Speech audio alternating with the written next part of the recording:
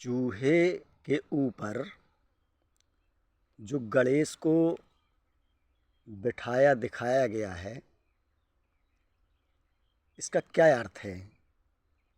देखो, चूहे के ऊपर कोई हाथी तो बैठ नहीं सकता, लेकिन इसमें छुपा है एक दार्शनिक अर्थ, आध्यात्मिक अर्थ।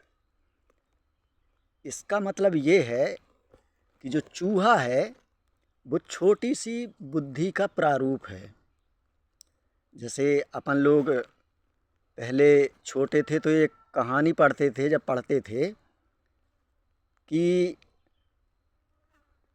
एक चूहा शेर के ऊपर जाके उछल गया तो उसने पंजे में पकड़ लिया। तो चूहा बोला, चीं चिक मुझे छोड़ दे, मैं तेरे काम आऊँगा। तो वो छोड़ देता है। फिर एक दिन क्या होता है कि शिकारी आता है, जाल फेंकता है और जाल में शेर फंस जाता है। तो जब शेर फंस जाता है तो वही चूहा फिर आता है और वो चूहा उस जाल को काट देता है, कुतर कुतर करके काट देता है। तो वो शेर जो है वो आज़ाद हो जाता है। तो जो चूहा है वो छोटी सी बुद्धि का प्रारूप है। कुतर कुतर करता है, वो काटता है, बिल बनाने में सक्षम है, छोटी छोटी चीज़ों को काटने में सक्षम है, कागज़ काट देता है, कुछ भी काट देता है।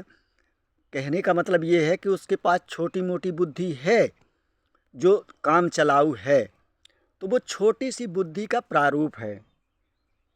तो छोटी सी बुद्धि का प्रारूप है वो।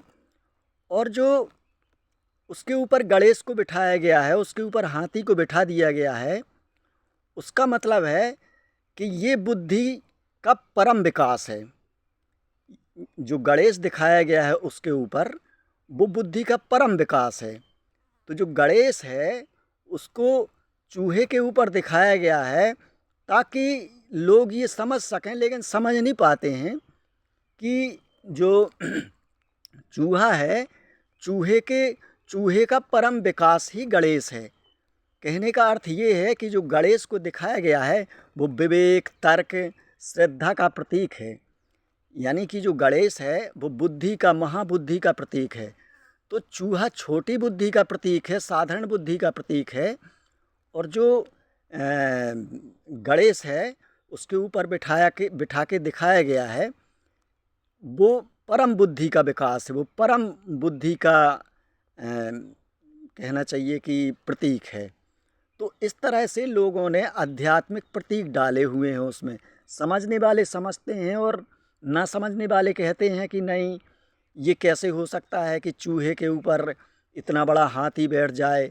लेकिन ऐसा नहीं है, इसका आध्यात्मिक अर्थ है। इसका कोई बायोलॉजिकल वो नहीं है कि गर्दन काट दी हाथी की, किसी के ऊपर जोड़ दी।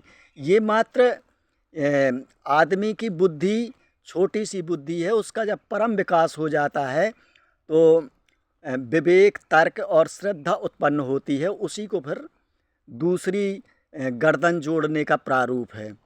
तो इस तरह से इसका आध्यात्मिक अर्थ है।